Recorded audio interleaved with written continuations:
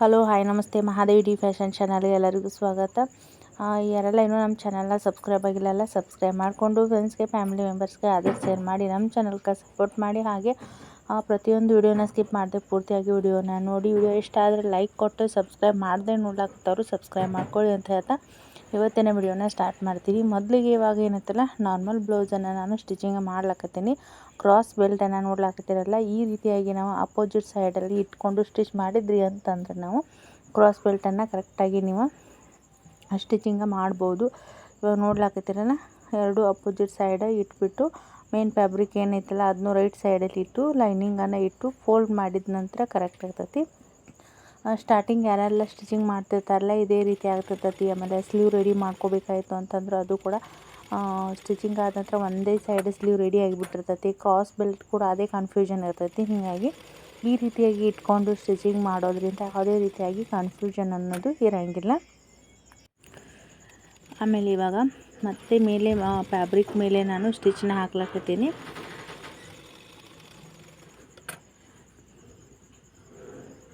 ಹಾಗೆ ಅಳತೆ ಮಾಡಿ ನಾನು ಇವಾಗ ಲೈನಿಂಗನ್ನು ಕಟಿಂಗ್ ಮಾಡೀನಿ.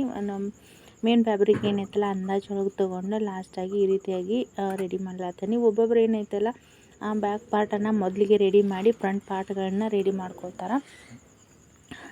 ನಾವೇನೈತಲ್ಲ ಮೊದಲಿಗೆ ಫ್ರಂಟ್ ಪಾರ್ಟ್ ರೆಡಿ ಮಾಡಿಕೊಂಡು ಆಮೇಲೆ ನೆಕ್ಸ್ಟ್ ಏನೈತಲ್ಲ ಬ್ಲೌಸ್ ಸ್ಟಿಚಿಂಗ್ ಮಾಡ್ಲಿಕ್ಕೆ ಸ್ಟಾರ್ಟ್ ಮಾಡ್ತೀನಿ. ಹಾಗೆ ಇವಾಗ ಪ್ರತಿಯೊಂದು ಬ್ಲೌಸ್ಗಳನ್ನ ನಾನು ಸ್ಟಿಚಿಂಗ್ ಮಾಡುವಾಗ ಏನೈತಲ್ಲ ಮೊದಲಿಗೆ ಸ್ಲೀವ್ನ ರೆಡಿ ಮಾಡ್ಕೊಳ್ತಿದ್ನಿ. ಹೀಗಾಗಿ ಅದನ್ನ ನಂತರ ಸ್ಲೀವ್ ರೆಡಿ ಮಾಡಬೇಕು ಅಂಥೇಳಿ ಮೊದಲಿಗೆ ಏನೈತಲ್ಲ ಇವಾಗ ಕ್ರಾಸ್ ಬೆಲ್ಟನ್ನು ರೆಡಿ ಮಾಡ್ಲಾಕತ್ತೀನಿ. ಅಂದರೆ ಹಲವಾರು ವಿಡಿಯೋ ಒಳಗೆ ನಾನು ಬ್ಲೌಸ್ ಸ್ಟಿಚಿಂಗ್ನ ತಿಳಿಸ್ಕೊಟ್ಟಿನಿ. ಕ್ರಾಸ್ ಬೆಲ್ಟನ್ನು ಯಾವ ರೀತಿಯಾಗಿ ಅಟ್ಯಾಚ್ ಮಾಡಬೇಕು ಅನ್ನೋದನ್ನು ಈ ಒಂದು ವಿಡಿಯೋ ಒಳಗೆ ತಿಳಿಸ್ಕೊಡ್ಲತ್ತೀನಿ. ಬೇಸಿಕ್ ಅಂತಂದರೆ ಇವಾಗ ಸ್ಟಾರ್ಟಿಂಗ್ ಯಾರೆಲ್ಲ ಕಲಿಬೇಕು ಅನ್ಲಾಕತ್ತಿರ್ತಾರಲ್ಲ ಈ ಒಂದೊಂದು ಟಿಪ್ಸ್ ಏನೈತಾರೆ ತುಂಬಾ ಇಂಪಾರ್ಟೆಂಟ್ ಅಂತ ಹೇಳ್ಬೋದು. ಇವಾಗ ಕ್ರಾಸ್ ಬೆಲ್ಟ್ ರೆಡಿ ಮಾಡೋದು ಕಂಪ್ಲೀಟ್ ಆಯಿತು. ಇವಾಗ ನೆಕ್ಸ್ಟ್ ಫ್ರಂಟ್ ಪಾರ್ಟ್ಗಳನ್ನ ನಾನು ಇವಾಗ ಸ್ಟಿಚ್ ಮಾಡ್ಲಾಕತ್ತೀನಿ. ಇವಾಗ ಮೇನ್ ಫ್ಯಾಬ್ರಿಕ್ ಏನೈತಲ್ಲ ಅದನ್ನು ನಾನು ರೈಟ್ ಸೈಡಲ್ಲಿ ಇಟ್ಟೀನಿ. ಇವಾಗ ರೈಟ್ ಸೈಡಲ್ಲಿ ಇಟ್ಟು ಲೈನಿಂಗನ್ನು ಒಂದು 1/4 ಇಂಚ್ ಆಗುವಷ್ಟು ಸ್ಟಿಚಿಂಗನ್ನು ಮಾಡಿ ಹಾಕಿಬಿಟ್ಟು ಈ ರೀತಿಯಾಗಿ ನಾಚ್ ಕೊಟ್ಟು ಫೋಲ್ಡ್ ಮಾಡಿ ಸ್ಟಿಚಿಂಗ್ ಮಾಡ್ಲಾಕತ್ತೀನಿ. ಇಲ್ಲ ನೀವು ಪೈಪಿಂಗ್ ಮಾಡ್ತೀನಿ ಅಂತಂದ್ರೆ ಮಾಡ್ಬೋದು. ಈ ರೀತಿಯಾಗಿ ಫೋಲ್ಡ್ ಮಾಡಾದ ನಂತರ ಪೈಪಿಂಗ್ ಮಾಡಿದ್ರಿ ಅಂತಂದ್ರೆ ಪೈಪಿಂಗ್ ಅನ್ನೋದು ಇನ್ನೂ ನೀಟಾಗಿ ಬರ್ತೈತಿ. ಇವಾಗ ಏನೈತಲ್ಲ ಈ ಕಸ್ಟಮರ ಡೈಲಿ ವೇರ್ಗೆ ಅಂಥೇಳಿ ಈ ಬ್ಲೌಸ್ ಬೇಕಾಗಿತ್ತು. ಹೀಗಾಗಿ ಯಾವುದೇ ರೀತಿಯಾಗಿ ಪೈಪಿಂಗ್ ಬೇಡ ಅಂತ ಹೇಳಿದರು. ಇದಾದ ನಂತರ ಏನೈತಲ್ಲ ಸೈಡ್ ಲೈನ್ ಕೂಡ ಹಾಕ್ಲಾಕತ್ತೀನಿ. ಹಾಗೆ ನಾವು ಒಂದೊಂದು ಬ್ಲೌಸ್ ಅಂತಂದ್ರೆ ಬ್ಲೌಸ್ ಒಳಗೆ ನಾವು ಇವತ್ತು ಕಂಪ್ಲೀಟ್ ಆಯಿತು ಅಂತ ಹೇಳಿ ಅನ್ನಂಗಿಲ್ಲ ನೋಡಿರಿ. ನಾವು ಕಲಿಯೋದು ಏನೈತಲ್ಲ ಕಂಟಿನ್ಯೂಸ್ ಆಗಿ ಒಂದಿನ ಬಿಟ್ಟು ಒಂದಿನ ಟ್ರೆಂಡಿಂಗ್ ಡಿಸೈನ್ಸ್ ಬರ್ತಿರ್ತಾವೆ. ನಾವು ಎಲ್ಲ ರೀತಿ ಕಲಿತಾ ಹೋಗಬೇಕು. ಹಾಗೆ ಕಸ್ಟಮರ್ ಕೂಡ ಜಾಸ್ತಿ ಆಗೇ ಆಗ್ತಾರೆ. ಇವಾಗ ಏನೈತಲ್ಲ ಇದು ಯಾವುದೇ ಡಿಸೈನ್ ಇಲ್ಲ ಏನಿಲ್ಲ, ಪ್ಲೇನ್ ಬ್ಲೌಸನ್ನು ನಾನು ಸ್ಟಿಚಿಂಗ ಮಾಡ್ಲಾಕತ್ತೀನಿ. ಇದೇ ರೀತಿಯಾಗಿ ಇನ್ನೊಂದು ಪಾರ್ಟ್ ಕೂಡ ನಾನು ರೆಡಿ ಮಾಡ್ಕೊಳ್ತೀನಿ.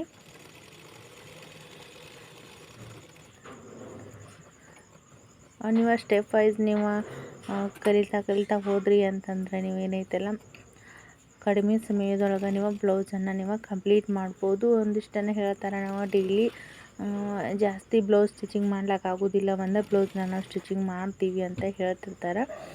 ನಾವು ನಾಳೆಗೆ ಏನೇನೋ ಬ್ಲೌಸನ್ನು ನಾವು ಸ್ಟಿಚಿಂಗ್ ಮಾಡೋದಿರ್ತೈತಲ್ಲ ಅವನ್ನ ಆಲ್ರೆಡಿ ಒಂದು ಸ್ವಲ್ಪ ನಾವು ರಾತ್ರಿ ಟೈಮಲ್ಲೇ ಕಟಿಂಗ್ ಮಾಡಿಟ್ವಿ ಅಂತಂದರೆ ಮಾರ್ನಿಂಗ್ ಟೈಮಲ್ಲಿ ಮನೆ ಕೆಲಸ ಎಲ್ಲ ಕಂಪ್ಲೀಟ್ ಮಾಡಿಕೊಂಡು ಬೇಗನೆ ನಾವು ಬ್ಲೌಸ್ಗಳನ್ನ ಕಂಪ್ಲೀಟ ಮಾಡ್ಬೋದು. ಹಾಗೆ ಇವಾಗ ನೋಡ್ಲಾಗ್ತಿರಲ್ಲ ನಾನು ಟಕ್ಸ್ ಪಾಯಿಂಟನ್ನು ನಾನು ಮಾರ್ಕಿಂಗ್ ಮಾಡಿಲ್ಲಗೀನಿ. ಇವಾಗ ಟಕ್ಸ್ ಬಿಡ್ತ್ ಬಂದ ಆ ಸೈಡ್ 1 ಇಂಚು ಈ ಸೈಡ್ 1 ಇಂಚನ್ನು ನಾನು ಟಕ್ಸ್ ಬಿಡ್ತನ್ನು ತೊಗೊಂಡಿದ್ದೀನಿ. ಸೆಂಟರ್ ಪಾಯಿಂಟ್ ಏನೈತಿಲ್ಲ ನಾವು ಎಲ್ಲ ಒಂದು ಟಕ್ಸ್ ಒಂದು ಡಿಸ್ಟೆನ್ಸ್ ಮಧ್ಯದಲ್ಲಿ ಅಂತಂದ್ರೆ 1.5 ಇಂಚ ತೊಗೊಂಡು ಈ ರೀತಿಯಾಗಿ ನಾನು ಟಕ್ಸ್ ಮಾರ್ಕಿಂಗನ್ನು ಹಾಕ್ಲಾತೀನಿ. ಇದನ್ನು ಕಂಪ್ಲೀಟ್ ಡೀಟೇಲ್ ಏನೈತಲ್ಲ ನಾನು ನಾರ್ಮಲ್ ಬ್ಲೌಸ್ ಕಟಿಂಗ್ ವಿಡಿಯೋ ಒಳಗೆ ಆಲ್ರೆಡಿ ಹಲವಾರು ವಿಡಿಯೋ ಒಳಗೆ ನಾನು ಯಾವ ರೀತಿಯಾಗಿ ಟಕ್ಸ್ಗಳನ್ನ ಮಾರ್ಕಿಂಗ್ ಮಾಡೋದಂತ ನಿಮ್ಗೆ ತಿಳಿಸ್ಕೊಟ್ಟೇನಿ.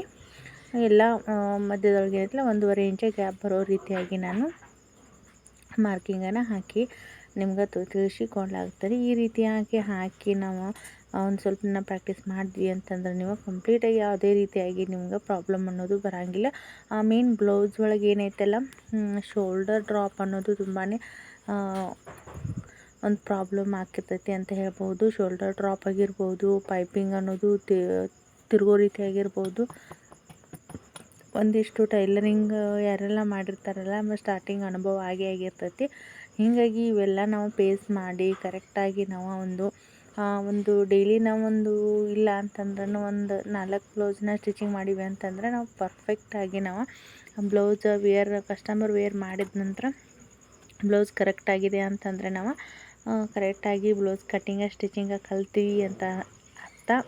ಇಲ್ಲ ಅಂತಂದರೆ ನಾವು ಇನ್ನೂ ಕಲಿಬೇಕು, ಎಲ್ಲೆಲ್ಲೇ ಇಂಪ್ರೂವೈಸೇಷನ್ ಮಾಡ್ಕೋಬೇಕು ಅನ್ನೋದನ್ನು ನಾವು ತಿಳ್ಕೊಂಡು ನಂತರ ನಾವು ಸ್ಟಾರ್ಟ್ ಮಾಡಬೇಕು. ಒಂದಿಷ್ಟು ಜನ ಹೇಳ್ತಾರೆ 1-2-3 ಬ್ಲೌಸ್ ಕೆಟ್ಟೋದ್ವು ಅಂತಂದ್ರೆ ಟೈಲರಿಂಗ್ ಮಾಡೋದೇ ಬೇಡ ಅಂತ ಹೇಳಿ ಬಿಟ್ಬಿಡ್ತಾರೆ. ನನಗೊಬ್ಬರು ಕೂಡ ಕಮೆಂಟ್ ಮಾಡಿದರು. ಹೀಗಾಗಿ ಏನೈತಲ್ಲ ನಾವು ತಪ್ಪು ಅನ್ನೋದು ಸಹಜ ಅಂತ ಹೇಳ್ಬೋದು. ನಾವು ಕಲಿತಾ ಏನೈತಿಲ್ಲ ನಾವೆಲ್ಲನೂ ಇಂಪ್ರೂವ್ಮೆಂಟ್ ಮಾಡಿಕೊಂಡು ಯಾವ ಸೈಜ್ಗೆ ಯಾವ ರೀತಿಯಾಗಿ ನಾವು ಬ್ಲೌಸ್ ಕಟಿಂಗ್ ಮಾಡಬೇಕು ಅನ್ನೋದು ನಾವು ಕಂಪ್ಲೀಟಾಗಿ ತಿಳ್ತೀವಿ.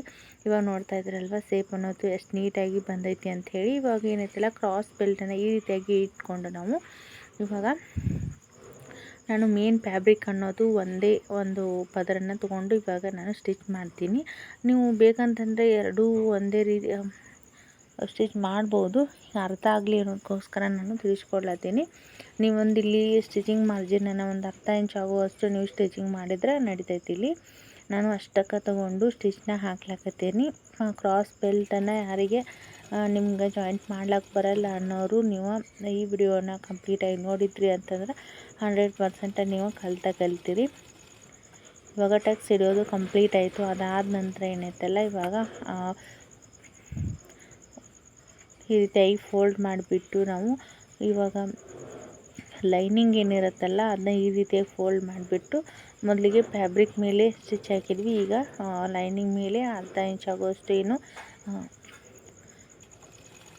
ಸ್ಟಿಚಿಂಗ್ ಏನು ಹಾಕ್ಲಾಕತ್ತೀವಲ್ವ ಈ ರೀತಿಯಾಗಿ ಹಾಕಿಬಿಟ್ಟು ಆಮೇಲೆ ಫೋಲ್ಡಿಂಗ್ ಮಾಡಿ ತೆಗೆದ್ರೆ ಉಲ್ಟಾ ಮಾಡಿ ತೆಗೆದ್ರೆ ನಮ್ಗೆ ಕ್ರಾಸ್ ಬೆಲ್ಟ್ ಅಟ್ಯಾಚ್ ಅನ್ನೋದು ಕಂಪ್ಲೀಟ್ ಆಯಿತು. ಇಲ್ಲಿ ಹೊಲಿಗೆ ಬೀಳ್ಸೋ ಚಾನ್ಸಸ್ ಇರ್ತೈತಿ. ಹೀಗಾಗಿ ನಾನು ಯಾವುದೇ ಒಂದು ಲೈನಿಂಗ್ ಬ್ಲೌಸ್ ಸ್ಟಿಚಿಂಗ್ ಮಾಡ್ಲಾಕತ್ತು ಅಂತಂದರೆ ಈ ರೀತಿಯಾಗಿ ಕ್ರಾಸ್ ಬೆಲ್ಟ್ ಏನು ಅಟ್ಯಾಚ್ ಮಾಡಿರ್ತೀವಲ್ವ ಅಲ್ಲಿ ನಾನು ಕಂಪಲ್ಸರಿ ಆಗಿ 1-2 ಲೈನ್ ಸ್ಟಿಚ್ನ ಹಾಕಿರ್ತೀನಿ. ಇವಾಗ ನೋಡಿದ್ರಲ್ವ ಉಲ್ಟಾ ಇರೋದು. ಇವಾಗ ಸೀದಾ ಮಾಡಿದೆ. ಕ್ರಾಸ್ ಬೆಲ್ಟ್ ಎಷ್ಟು ನೀಟಾಗಿ ಅಟ್ಯಾಚ್ ಆಗಿದೆ ಅಂಥೇಳಿ ನೀವು ನೋಡ್ತಾ ಇರ್ಬೋದು. ಎಕ್ಸ್ಟ್ರಾ ಏನು ಬಟ್ಟೆ ಇರುತ್ತಲ್ಲ ಅದನ್ನ ಕಟ್ ಮಾಡಿ ಇವಾಗ ತೆಗೆದೆ. ನೋಡ್ಲಾಕತ್ತೀರಲ್ಲ ಕಂಪ್ಲೀಟಾಗಿ ಇವಾಗ ಫೋಟಕ್ಸ್ ಹಿಡಿದು ಇವಾಗ ಲೈನಿಂಗ್ನ ಯಾವ ರೀತಿಯಾಗಿ ಜೋಡಿಸಿ ಕ್ರಾಸ್ ಬೆಲ್ಟನ್ನು ಕಂಪ್ಲೀಟ್ ಮಾಡೋದಾಯಿತು. ಈ ಪಾರ್ಟ್ಸ್ ಕೂಡ ನಾನು ಅದೇ ರೀತಿಯಾಗಿ ಕಂಪ್ಲೀಟ್ ಮಾಡಿಕೊಂಡೆ. ಅದಾದ ನಂತರ ಇವಾಗ ನಾನು ಹುಕ್ಸ್ ಪಟ್ಟಿಯನ್ನು ರೆಡಿ ಮಾಡ್ಲಾಕತ್ತೀನಿ. 1-2 ಇಂಚ್ ಆಗುವಷ್ಟು ತೊಗೊಂಡು ಒಂದು ಸೈಡ್ ಫೋಲ್ಡಿಂಗ್ ಮಾಡೀನಿ. ಅದಾದ ನಂತರ ಒಂದು ಅರ್ಧ ಇಂಚ್ ಆಗುವಷ್ಟು ಈ ರೀತಿಯಾಗಿ ಸ್ಟಾರ್ಟಿಂಗಲ್ಲಿ ಫೋಲ್ಡಿಂಗ್ ಮಾಡಿ ಬ್ಲೌಸ್ ಪಾರ್ಟನ್ನು ನಾವು ರೈಟ್ ಸೈಡಲ್ಲೇ ಇಟ್ಕೊಂಡು ಸ್ಟಿಚ್ ಮಾಡಬೇಕು. ನಿಮ್ಗೆ ಇಲ್ಲಿ ಎಷ್ಟು ಕಟಿಂಗ್ ಮಾಡುವಾಗ ಸ್ಟಿಚಿಂಗ್ ಮಾರ್ಜಿನನ್ನು ತೊಗೊಂಡಿರ್ತೀರಲ್ಲ 1/4 ಇಂಚ್ ತೊಗೊಂಡಿರ್ತೀರಲ್ಲ ಅಥವಾ ಅರ್ಧ ಇಂಚ್ ತೊಗೊಂಡಿರ್ತೀರಿ ಅಷ್ಟನ್ನು ನೀವು ಸ್ಟಿಚ್ ಮಾಡಿ ಇಲ್ಲಿ ಫೋಲ್ಡ್ ಮಾಡಿ ಸ್ಟಿಚಿಂಗ್ ಮಾಡಿದರೆ ಕಂಪ್ಲೀಟ್ ಆಯಿತು.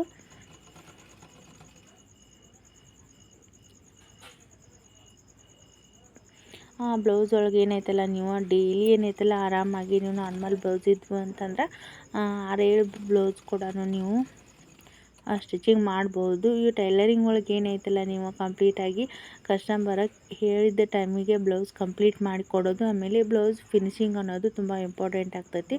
ಹೀಗಾಗಿ ನೀವು ಒಂದಿಷ್ಟು ದಿನ ನೀವು ಪರ್ಫೆಕ್ಟಾಗಿ ಕಲಿತಾದ ನಂತರ ಏನೈತಲ್ಲ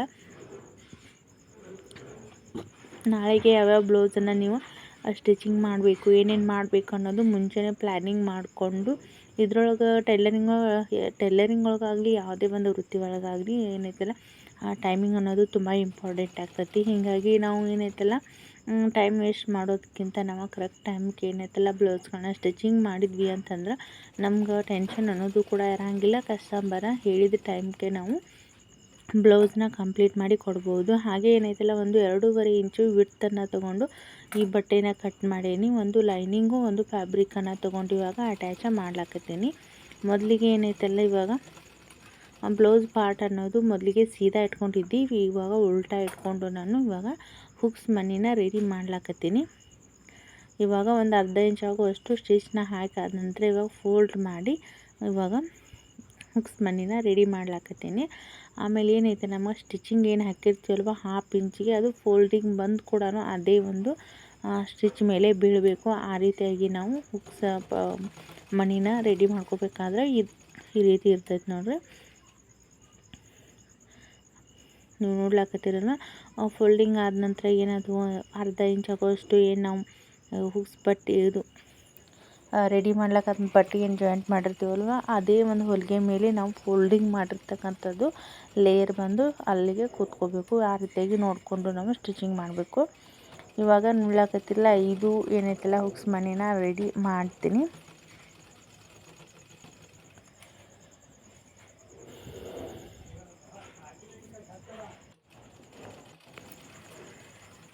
ಕಂಪ್ಲೀಟಾಗಿ ನೀವೇನೈತಲ್ಲ ಟೈಮಿಂಗ್ ಸೇವ್ ಮಾಡಿಕೊಂಡು ನೀವು ಒಂದಿಷ್ಟು ಸ್ಟಾರ್ಟಿಂಗಲ್ಲಿ ನೀವು ಒಂದು ದಿನಕ್ಕೆ ಒಂದೇ ಬ್ಲೌಸ್ ಸ್ಟಿಚಿಂಗ್ ಮಾಡಿರಿ ಪರವಾಗಿಲ್ಲ. ಯಾಕಂತಂದ್ರೆ ನೀವು ಮನೆಯಲ್ಲಿ ಆಗಿರ್ಬೋದು, ನಿಮ್ಮ ಬ್ಲೌಸ್ ಆಗಿರಬಹುದು, ಯಾವಲ್ಲಿ ನಾವು ಮಿಸ್ಟೇಕ್ ಮಾಡ್ತಾಯಿದ್ದೀವಿ ಅಂಥೇಳಿ ಚೇಂಜಸ್ ಮಾಡಿ ಬ್ಲೌಸ್ ಕಟಿಂಗ್ ಮಾಡಿ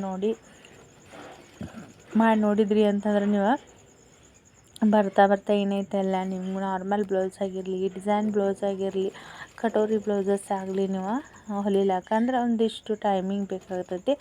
ಪರ್ಫೆಕ್ಟ್ ಆದ ನಂತರ ನೀವು ಸ್ಟಿಚಿಂಗ್ ಮಾಡ್ಲಿಕ್ಕೆ ಸ್ಟಾರ್ಟ್ ಮಾಡಿದ್ರಿ ಅಂತಂದ್ರೆ ತಾನಾಗಿ ಕಸ್ಟಮರ್ ಜಾಸ್ತಿ ಆಗ್ತಾರೆ.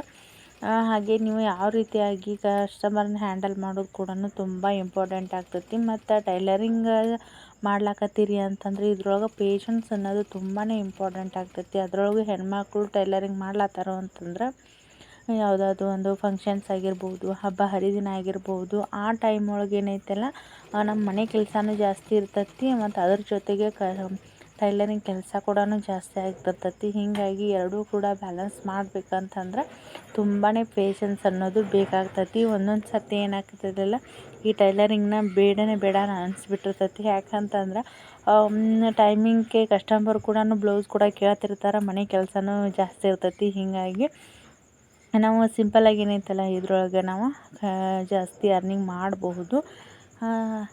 ಇವಾಗ ನೋಡಿದ್ರಲ್ಲ ಕ್ರಾಸ್ ಬೆಲ್ಟ್ ಕಂಪ್ಲೀಟ್ ಆಯಿತು. ಪೋಟಕ್ಸ್ ಬ್ಲೌಸನ್ನು ಈ ರೀತಿಯಾಗಿ ನಾನು ಸ್ಟಿಚಿಂಗ್ ಮಾಡೀನಿ. ಈ ಒಂದು ವಿಡಿಯೋ ಇಷ್ಟ ಆಗಿದೆ ಅಂತ ಹೇಳಿ ಅಂದ್ಕೊಂಡು ಇವತ್ತಿನ ವಿಡಿಯೋನ ನಾನು ಇಲ್ಲಿಗೆ ಎಂಡ್ ಮಾಡ್ತೀನಿ. ನೆಕ್ಸ್ಟ್ ಒಂದು ಒಳ್ಳೆ ವಿಡಿಯೋ ಮುಖಾಂತರ ಭೇಟಿ ಆಗ್ತೀನಿ ಅಂತ ಹೇಳ್ತಾ, ಹಾಗೆ ಯಾರೆಲ್ಲ ಇನ್ನು ನಮ್ಮ ಚಾನಲ್ನ ಸಬ್ಸ್ಕ್ರೈಬ್ ಮಾಡ್ತೀನಿ ನೋಡ್ಲಾಕತ್ತೀರಲ್ಲ, ಆದಷ್ಟು ಫ್ರೆಂಡ್ಸಲ್ಲಿ ಫ್ಯಾಮಿಲಿ ಮೆಂಬರ್ಸಲ್ಲಿ ಯಾರೆಲ್ಲ ಟೈಲರಿಂಗ್ನ ಸ್ಟಾರ್ಟ್ ಮಾಡ್ಲಾಕತ್ತಾರಲ್ಲ ಅವರಿಗೆ ಈ ವಿಡಿಯೋನ ಶೇರ್ ಮಾಡಿ ನಮ್ಮ ಚಾನಲ್ಗೆ ಸಪೋರ್ಟ್ ಮಾಡಿ ಅಂತ ಹೇಳ್ತಾ, ಯಾರೆಲ್ಲ ನೋಡ್ಲತ್ತರ ಎಲ್ರಿಗೂ ಕೂಡ ಧನ್ಯವಾದಗಳು.